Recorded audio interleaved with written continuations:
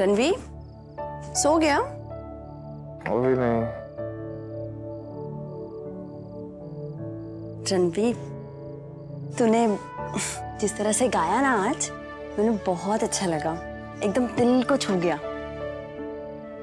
रणवीर, सोच ना कितना अच्छा होता अगर तू किसी ऐसे के साथ गाता जिसे तू बहुत प्यार करता है, जैसे मैं। अगर तू मेरे साथ गाता, मेरी आंखों में आंखें डाल के, तो वो प्यार वाले जज्बात अपने आप तेरी आवाज में झलक जाते, है ना? अगर तू मेरे साथ गाता तो इससे अच्छी तो कोई और बात ही नहीं होती। सोच रणवीर, दो लोग जो एक दूसरे से बहुत प्यार करते हैं, एक दूसरे के हमरा ही हैं, वो संगीत में भी एक दूसरे के हमसफर बन जाते। हाय, सुनने में कितना रोमांटिक लगता है। लोग हमें एक साथ देखकर हम पे और भी प्यार लुटाते, है ना?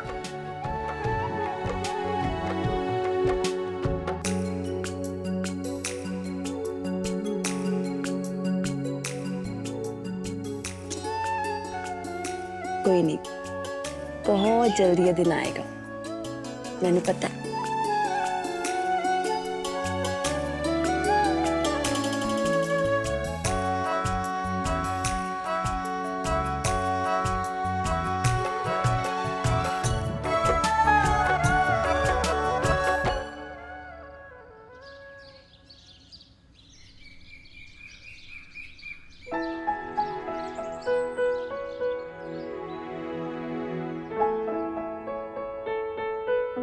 विजय, खुशबू किस चीज की आ रही है? क्या बनाया? छोले पूरी। छोले पूरी बनाया? हाँ, कल चाची जी का फोन आया था, कह रही थी कि सतविंदर चाची के यहाँ छोले पूरी खा रही हूँ। छोटे चंद की बहुत याद आ रही है, उसे भी छोले पूरी खिला दे। तो आज बना दी मैंने। मुझे भी उनकी बहुत याद आ रही है। बैठ जा। हाँ। क्या खुशबू है विजी? रणवीर, मैं चलती हूँ। आजा बैठ जा गुंजन, बीजी ने बहुत बढ़िया छोले पूरी बनाया। नहीं रणवीर, मैंने जाना है अपने दोस्त के घर। कौन से दोस्त? बबली। तो तू स्टूडियो नहीं चलेगी क्या साथ में? मैं सीधे स्टूडियो में आ जाती हूँ। अभी मैंने जाना है। मगर सब ठीक तो है ना? तू कल भी शायद बबली के यहाँ गई थी, उसकी तबीयत वगैरह तो ठीक है? हाँ, वो उसकी तबीयत ना कुछ ठीक नहीं है और मैं उसके साथ होती हूँ ना तो उसे अच्छा लगता है।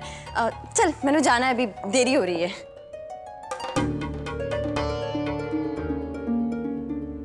जो कुछ कुंजन के साथ हुआ है उसके बाद उसे मुश्किल लगता होगा दीपू के आसपास रहना, और दीपू हर वक्त रणवीर के पास रहना चाहती है।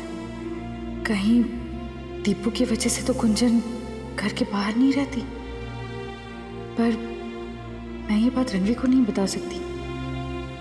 वो दीपू को खुद से दूर करने की कोशिश में और परेशान हो जाएगा। काश मेरे पास कुंजन की मुश्किल का कोई हल होता। गुरुजी, मैं आपको कुछ सुनाना चाहती हूँ। सुनाओ बेटा।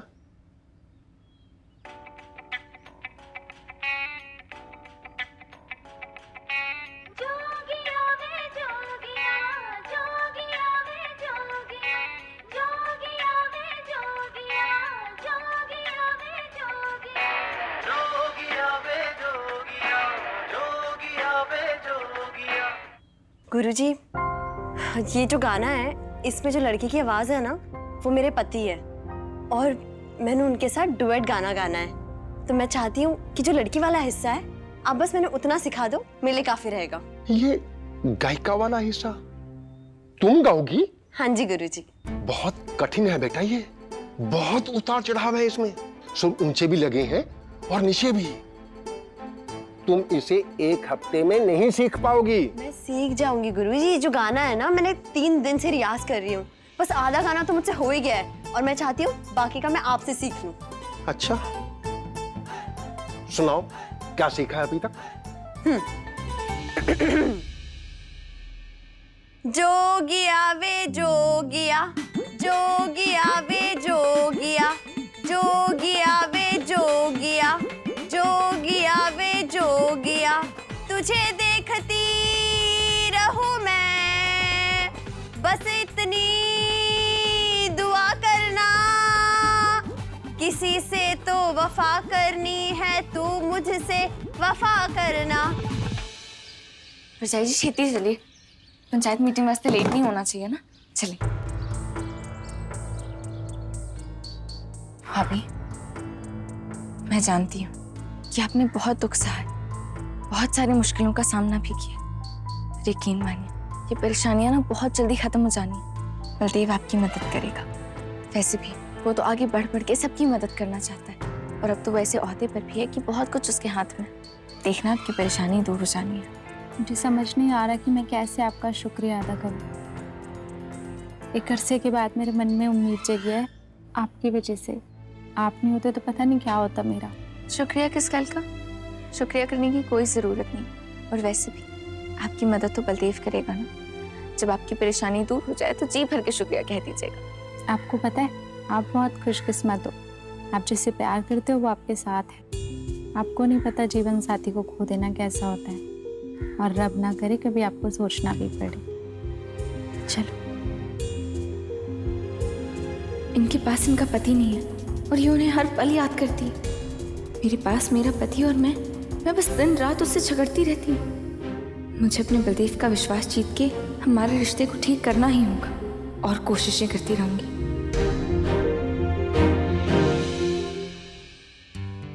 ये 200। बलदेव, वो मैंने तेनू प्रीता भाभी के बारे में बताया था ना, यही है वो।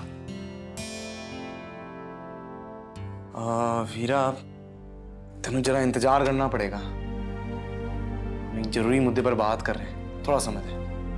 अच्छा ठीक है, क्यों नहीं, इंतजार करती हूँ। आइए।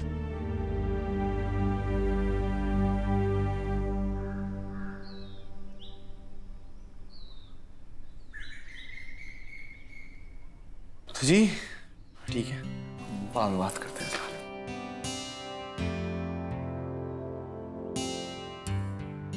अजीत, और बाहर से जरा उन्हें बुला लो।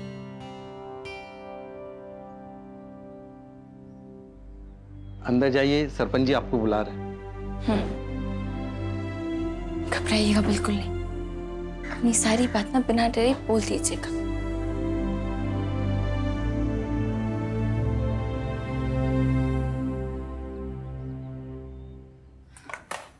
आई जी।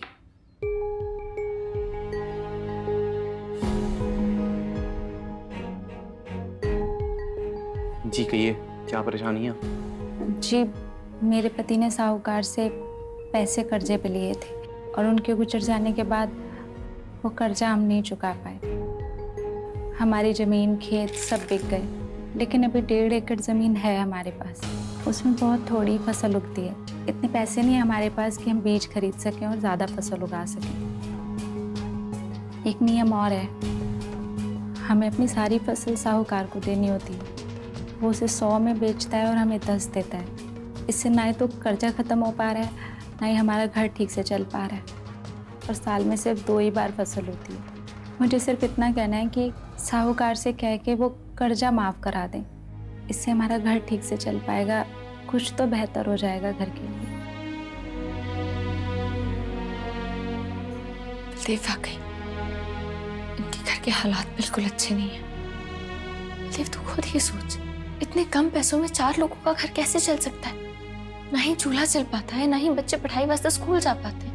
बलदेव किसान कमर तोड़ के मेहनत करता है, और फिर जो भी फसल उगती है उसका सिर्फ 10% इनको मिलता है। ये कहाँ का इंसाफ है? तेनू उनकी मदद करनी चाहिए प्लीज।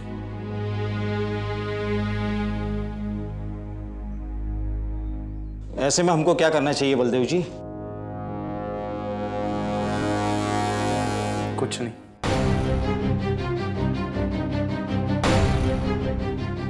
हम कुछ नहीं करेंगे। बलदेव, तू ऐसा कैसे कह सकता है? देख वीरा, तू मेरी पत्नी है, तू इन्हें लेकर आई है। अगर मैं इस बात पे इनकी बात मान लूं तो क्या ये इंसाफ होगा?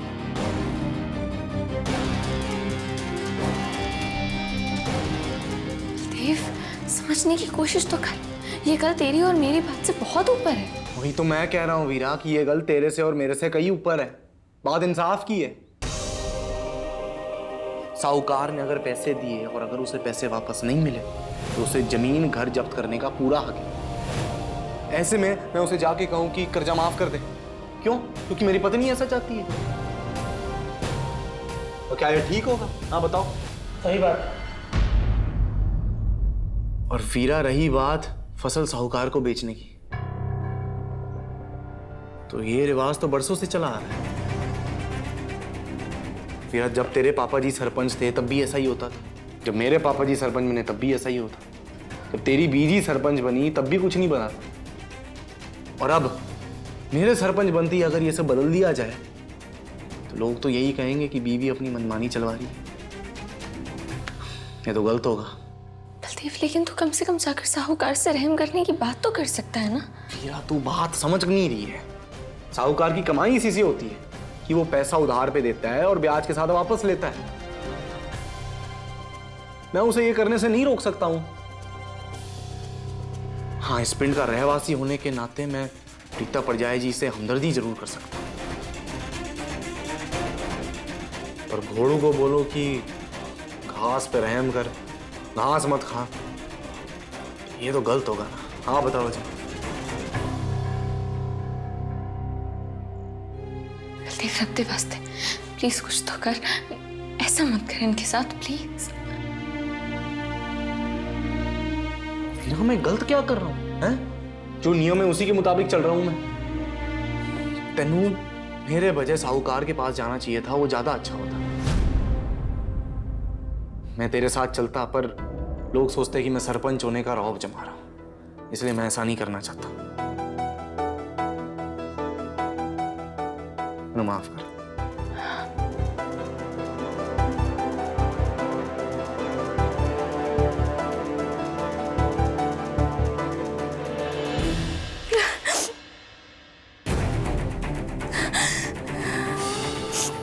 प्रीता भाभी, आप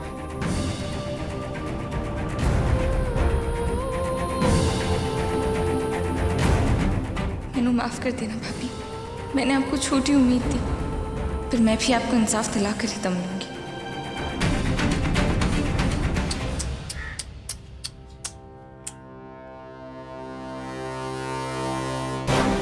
कितना बुरा लगता है ना जब आप सोचो कि अगला आपकी मदद करेगा, आपका साथ देगा, ऐन वक्त पे आपके खिलाफ हो जाए।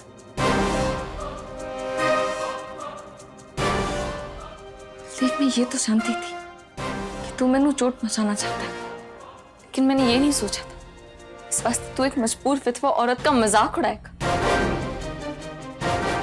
देख, तू समझता क्या है अपने को? तेरे मन में जो आएगा तू करे, इतना कैसे कर सकता है? ये कोई बात हुई हैं? जब तू किसी बात पे यकीन करती है और मैं नहीं करता हूं, तब तो तू झट से कहती थी तू पिंड की भलाई कर रही है। और अब तो मैंने इतने सारे कारण बताए तेनू कि मैं जो कर रहा हूं वो क्यों कर रहा हूं, फिर भी तू मैनू गाली दे रही है। तेनू क्या लगता है कि तू ये सब कुछ जो कर रहा है उसमें पिंड की भलाई है? हाँ, क्यों? यार तू मैंने एक बात बता, ये जो तेरी प्रीता परजाई जी है वो कितने महीनों से दुख सहती है? साल भर हैं? चल उससे थोड़ा कम, पर मैं तो सरपंच अभी बना हूं हैं? उससे पहले तेरी बीजी सरपंच थी, उन्होंने तो नहीं सोचा पिंड की विधवाओं के बारे में, क्योंकि वो जानती नहीं थी। पहली बार प्रीता भाभी ने अपना दुख बांटा, इसके पहले उन्होंने किसी को कुछ नहीं बताया। और मेरे सरपंच बनते ही बांटना शुरू कर दिया है, वो भी सरपंच की बीवी से। और वो साहूकार है, वो तो इतने सालों से काम करते आ रहा है ना, उसके काम करने के ढंग से तेनू एतराज है ना? जब तेरी बीजी सरपंच थी तब तेनू नहीं लगा कि वो साहूकार किसानों का फायदा उठा रहा था? बलदेव, बीमारी का इलाज तभी कर सकते हैं जब ये समझ में आए कि वो है क्या। हो, ऐसा है? मैनू समझ में नहीं आ रहा कि मैं तेरी मदद क्यों नहीं कर रहा।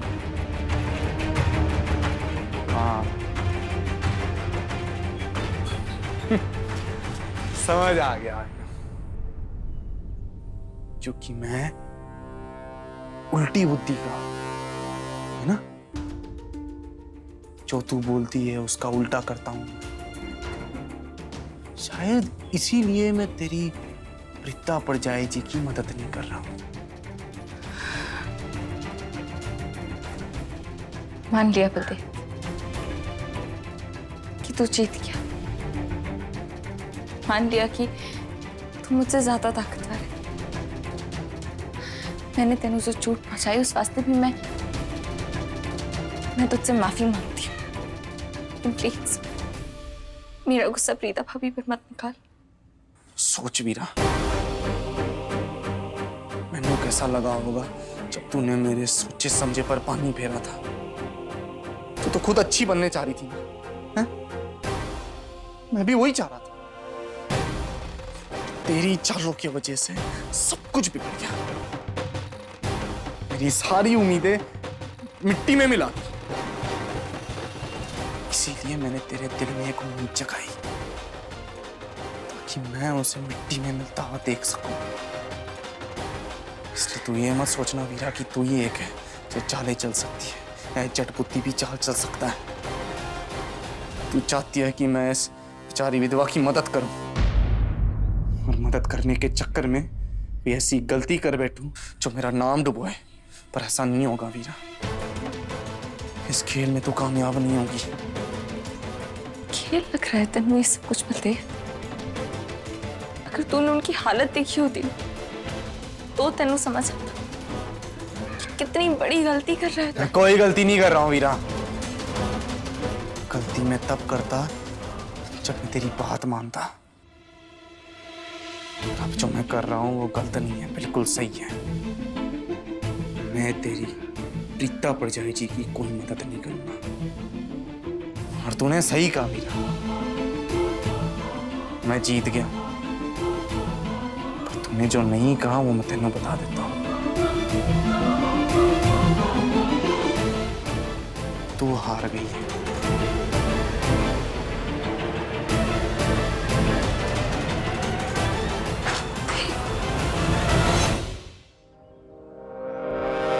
बलदेव गलत सुन। बलदेव तू बहुत बड़ी गलती कर रहा है। तू अब तक का सबसे अच्छा सरपंच बनना चाहता था ना, यही मौका।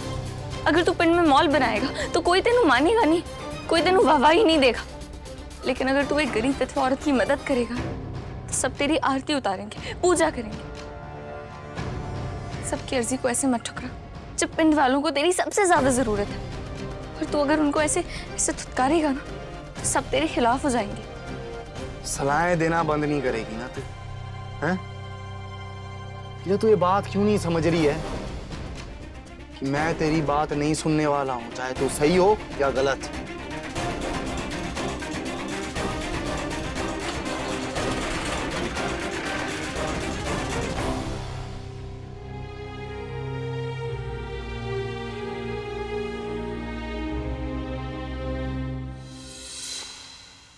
याद है बीजी, पंचायत में क्या हुआ?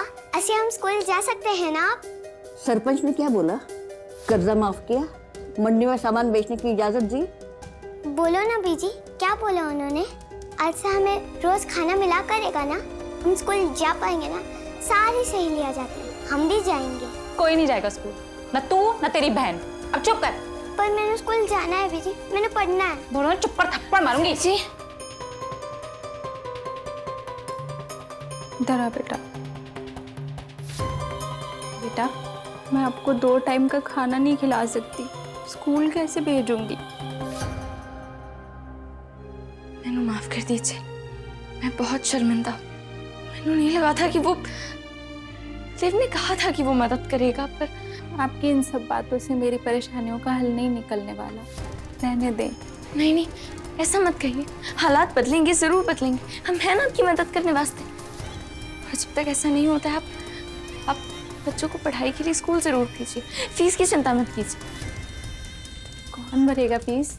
उसी भरोगे? हाँ मैं भरूंगी। बच्चों की पढ़ाई है। आप होती तो मेरी हालत ये नहीं होती। क्या बताऊंगी मैं इन्हें कि बेटा कभी जरूरत पड़े ना तो किसी के भी सामने हाथ फैला देना बड़ी अच्छी बात होती है। मैं आपकी खुददारी का मान रखती हूँ, लेकिन आप भी जानती हैं कि किसी और के सामने हाथ फैलाने में और अपनों से मदद मांगने में बहुत फर्क होता है। और वैसे भी आज तक तो हम पिंड में एक परिवार की तरह ही रहते हैं, तो फिर आपस में मदद मांगने में हिचकिचाहट क्यों? और वैसे भी जब तक इस मुश्किल का कोई हमेशा के लिए समाधान नहीं होता, तब तक के लिए तो मैं ऐसा कर ही सकती हूँ ना। लेकिन इन मुसीबतों का पक्का हल क्या है? सीता भाभी, आप दिल ना बिल्कुल भी छोटा मत कीजिए। मैं इतनी जल्दी हार नहीं मानूंगी। आजकल जाकर मैं वापस बलदेव से बात करूंगी, उसे समझाऊंगी कि वो जो कुछ भी कर रहा है ना, वो बहुत गलत है। ठीक। अब देखते हैं बलदेव कैसे रोकता है तुम्हें प्रीता भाभी की मदद करने से।